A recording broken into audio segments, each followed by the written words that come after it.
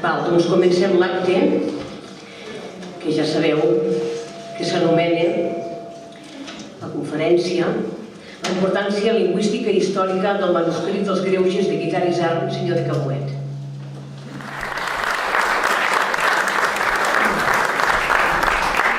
Doncs bé, ara sí que li toca el torn al Carles Gascón Chopo, que precisament la seva ponència és qui era Guitart Isern dins la família Caboet a l'entorn de la feudalització de les valls pirinenques a l'Urgell segles XI i XII.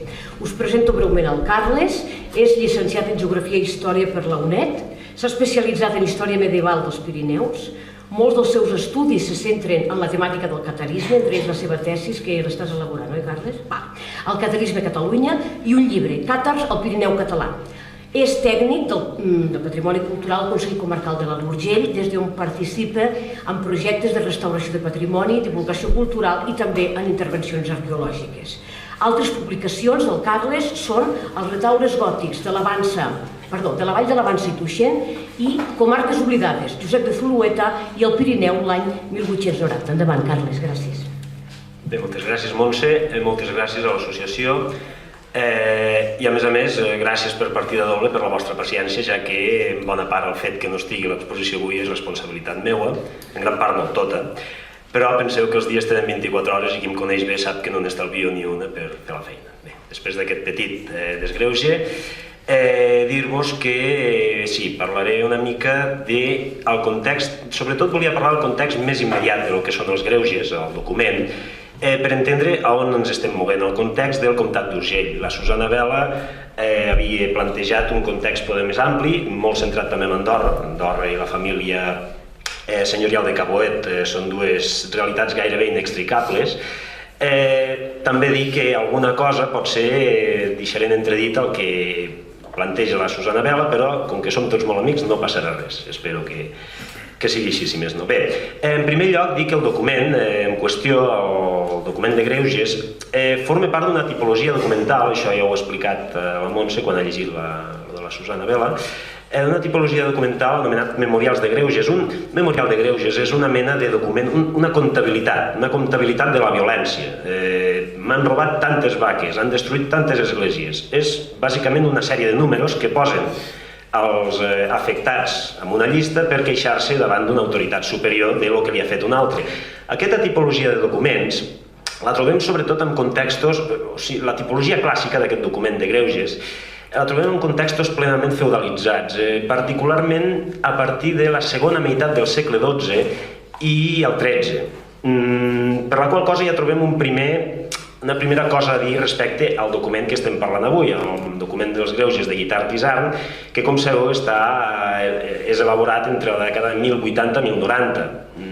Bé, estem en un context d'una feudalització, podríem dir, justeta. Després explicaré què vull dir amb una feudalització justeta. No estem ben bé en un context clàssic de lo que seria el feudalisme clàssic ni al Pirineu ni a l'Europa occidental. I ara us explicaré el per què.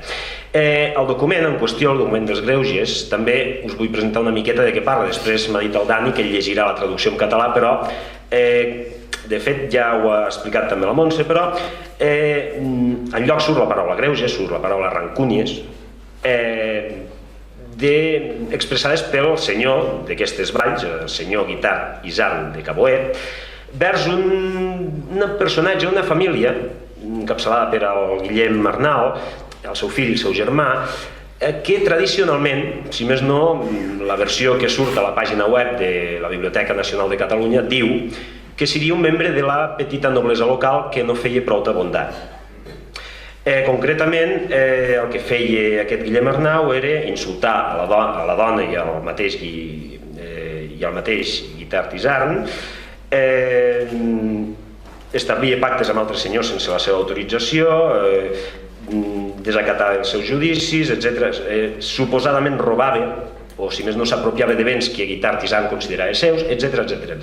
És a dir, una persona que jo personalment no voldria com a gendre a casa meva, no? Pintava una persona bastant diabòlica i el perjudicat, segons aquest document, o segons la interpretació clàssica d'aquest document, és el senyor de Caboet, Guitart Isern. Fins aquí la versió clàssica, la que donen a... Per entrar a discutir aquest contingut, caldria que ens situéssim al comtat d'Urgell, al primitiu comtat d'Urgell. Què entenem per comtat d'Urgell a l'alta edat mitjana? El comtat d'Urgell, com tots els altres comtats pirinencs, o no pirinencs, però de l'anomenada marca hispànica, són demarcacions territorials, com ara seria una província, salvant molt les distàncies, però una demarcació civil d'una gran entitat territorial que és l'imperi dels francs. Els emperadors francs, per poder governar un territori amb els mitjans rudimentaris de què disposaven aleshores, van dividir-lo tot en comtats i al capdavant de cada comtat hi posaven un comte, que un comte era, originàriament, estem parlant de cap a l'any 800, ja anirem avançant, originàriament un comte era un funcionari civil del poder franc, de l'emperador dels francs i més tard del rei dels francs. Per tant, el rei franc el posava i el rei franc el treia, sense més, un funcionari. Això de l'herència, el càrrec vitalici, vindria bastant després. En concret, el comtat d'Urgell era una entitat territorial organitzada al voltant d'una part de l'Alt Segre, però, si ens hi fixem, una altra part de l'Alt Segre, de l'Alta Conca del Segre, està ocupada pel comtat de Cerdanya. Per tant, no sembla que fos el Segre ben bé a l'eix articulador d'aquest comtat, sinó el camí que ens dirigiria directament fins a l'altre cantó del Pirineu, si no, tota la part d'Andorra queda com una mica arraconada. També això és una altra història, però en fi. A més, aquest comtat es dividia en unes entitats de caire inferior, anomenades pagui. Els habitants dels pagui són els paguenses, d'aquí ve el pagès, podríem dir, que n'hi havia uns quants de pagui, no? Hi havia el pagus d'Andorra, el de Valls de Sant Joan, l'Avança, Tost, Cabó, o Valguin d'Empetana, com es deia aleshores. És a dir, són com si les petites valls laterals o perpendiculars al Segre s'haguessin configurat com a entitats més o menys autònomes que orbitaven al voltant de l'autoritat comtal més àmplia, que al seu torn orbitava al voltant de l'autoritat franca.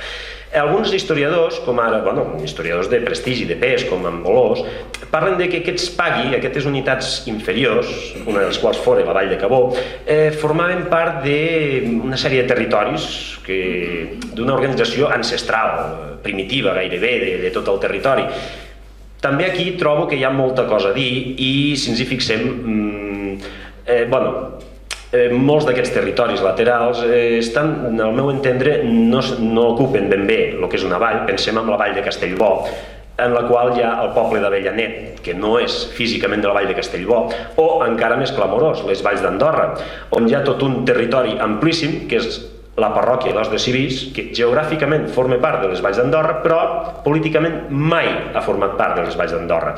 Per la qual cosa veiem que hi ha algun tipus d'elaboració política al voltant d'aquests pagui primitius, que al meu entendre tindria molt a veure amb la ramaderia, amb el desenvolupament de la ramaderia itinerant entre la part baixa de la vall i la part alta de la vall, però aquesta també és una altra història.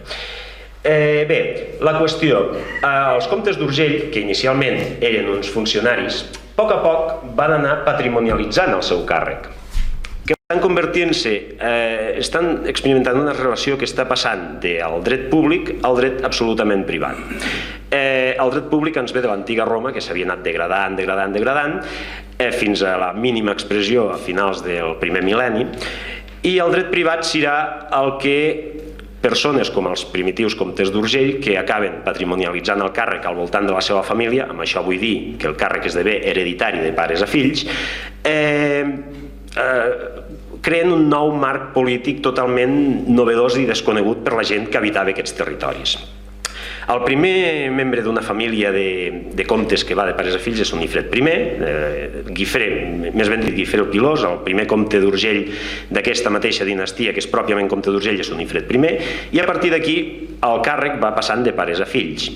Cap al segle X, cap a mitjans del segle X, a més, es va un pas més enllà.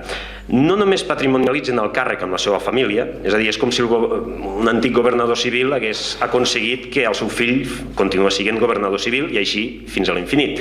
Bé, doncs no només això, sinó que allò que antigament era considerat territori públic, terreny públic, que era la major part del comtat, era un terreny públic on hi havia uns propietaris privats, de cop i volta, arran d'aquest procés de patrimonialització, del fet que els reis cada vegada queden més lluny i tenen menys a dir sobre aquest territori, els reis francs, aquest territori esdevé un patrimoni del comte amb el qual pot fer allò que li doni la gana. No sempre li surt bé i no tothom està content d'aquest canvi. Has parlat de l'afer Bragafols de l'any 996 a Andorra, que és la plasmació de que els mateixos súbdits, els mateixos veïns del territori no estaven del tot contents amb aquest nou tracte que estaven rebent per part dels poderosos, començant pel mateix comte d'Urgell.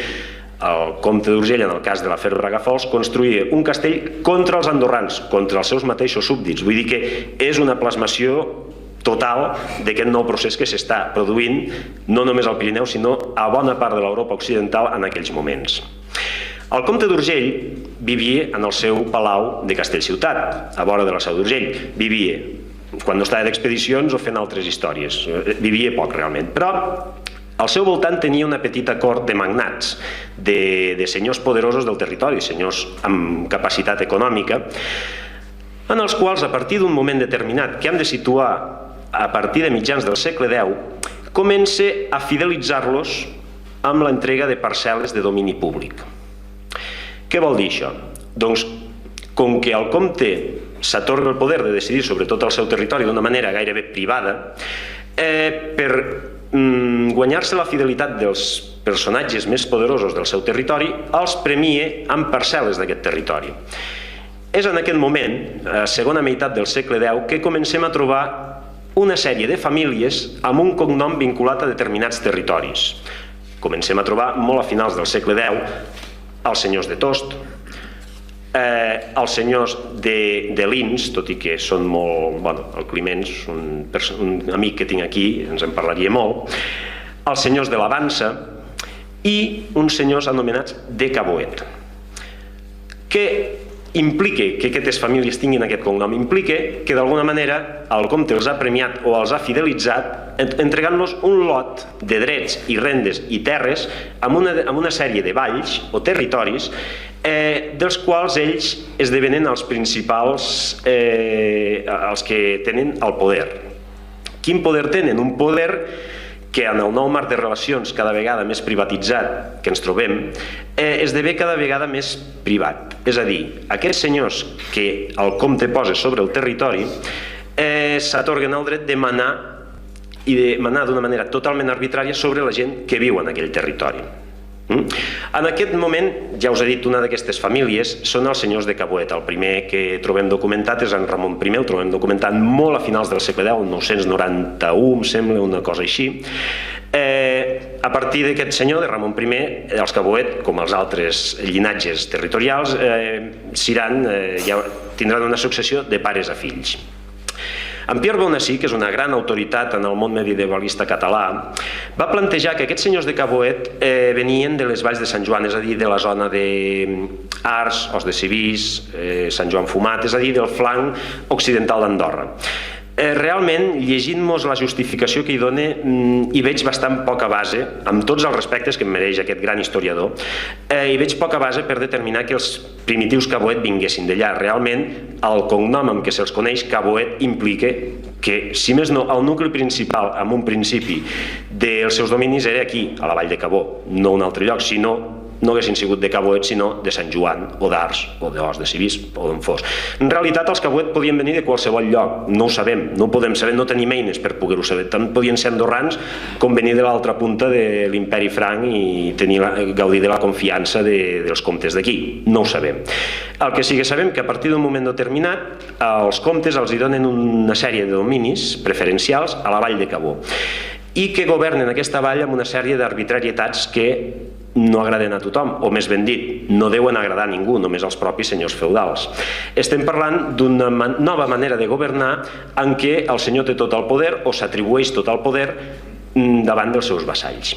Què té tot això a veure amb els greuges de Guitart Isern? Bé, en Guitart Isern és un descendent de Ramon I, em sembla que és el net, o besnet, poder fins i tot, de Ramon I, del primer Caboet documentat, el qual està queixant-se d'un personatge i de la seva família propi de la vall de Cabó que no compleix una sèrie de requisits feudals, és a dir, del nou sistema de govern, d'un sistema de govern que s'està implantant aleshores a tot el territori. Tinguem en compte, s'ha dit molt que a Andorra, per exemple, a les valls d'Andorra, la feudalització no va triomfar, és a dir, que els veïns d'Andorra no van cedir el pas a les pretensions senyorials dels comtes i dels seus membres de la cúria feudal, com a cas únic. Bé, dir-vos que la vall de Cabó, a l'any 1162, és a dir, en un moment ja força avançadet, el senyor Arnau de Caboet, i perdoneu el salt que faig, però és important per entendre el context, el senyor Arnau de Caboet estableix un pacte de fidelitat vers el bisbe de la Seu d'Urgell. És un pacte de fidelitat, un homenatge més ben dit, un homenatge, és a dir, el senyor de Caboet esdevé, gràcies a aquest homenatge, vassall del bisbe de la Seu d'Urgell. És un document que no tindria cap altra particularitat si no fos pel fet que està signat per tots i cadascun dels veïns de la vall de Cabó i de les valls de Sant Joan, a l'estil andorrà. És a dir que els veïns d'aquesta vall, en aquells moments, el 1162, un moment força avançat pel que és el procés de feudalització, encara signen tots els caps de casa per un pacte que, teòricament, només hauria d'afectar els dos senyors signataris. Doncs no, sembla que els veïns de la vall encara tenen alguna cosa a dir en qualsevol canvi de fidelitat. Amb això què vull dir? Amb això vull dir que, possiblement, aquest Guillem Arnau, amb aquest context de feudalització, és a dir, amb aquest context en què el senyor de Caboet, Guitart Isern, vol ser reconegut per tots els veïns de la vall, no tots els veïns de la vall estaven gaire contents amb aquesta qüestió. I algun d'ells, en concret Guillem Arnau i els seus familiars, segurament van protestar per una intromissió i una sèrie d'imposicions que no s'havien produït mai fins a aquell moment. D'aquesta manera, Guitart Isern s'estaria queixant d'una cosa que en realitat volia imposar ell sobre els veïns de la vall, no a la inversa. No és que algú s'escapés de la seva autoritat, sinó és que els veïns de la vall fins a aquells moments el que es consideraven eren súbdits directes del comte com a autoritat pública, no vassalls d'un senyor feudal anomenat Guitart Isern de Caboet. I algun d'aquests veïns s'havia fet prou fort per discutir els drets que s'atorgava Guitart Isern de Caboet. Bé, és una hipòtesi, però una hipòtesi que crec que és força plausible en el context en el que ens moguem, un context segona meitat del segle XI, en el qual els lligams feudals encara no estan totalment determinats. Amb la qual cosa, Guillem, si aquesta hipòtesi s'acceptés, o si més no, és una hipòtesi, crec que força interessant, aquell Guillem Arnau, a qui ningú voldria tenir com a gendre, potser es convertiria en un resistent d'un antic ordre que estava desapareixent en aquells moments. Ho deixo aquí, moltes gràcies per l'atenció.